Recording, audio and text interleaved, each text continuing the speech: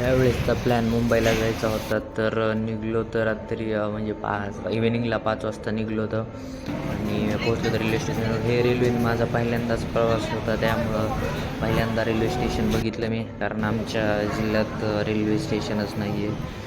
मग bag big घेऊन मस्तपैकी लांब ट्रेन असते रेल्वे का पाहिली कुठं? आमची नाही कोणती. लय तर एवढ्या भली मोठी रेल्वे होती, काय 1 संपता किलोमीटर संपत मोठी नव्हती. आमचा डब्बा ती लांब सापडत एकदम. नव्हता एक तर. पुन्हा बसलो ट्रेनमध्ये, चांगले सीट भेटले आम्ही तिघांना पण. आणि मग नंतर थोडे सीन्स काढले, ते एन्जॉय करा थोडे.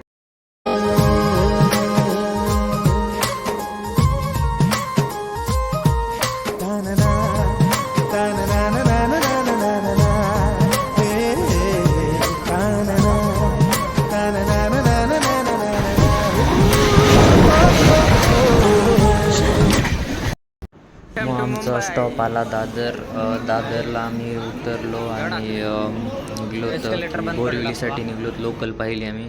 थोडा वेळ आम्ही थांबलोत, दादर कारण स्टेशन. दिवाळीच्या फ्रेंडचं एक पार्सल घ्यायचं होतं.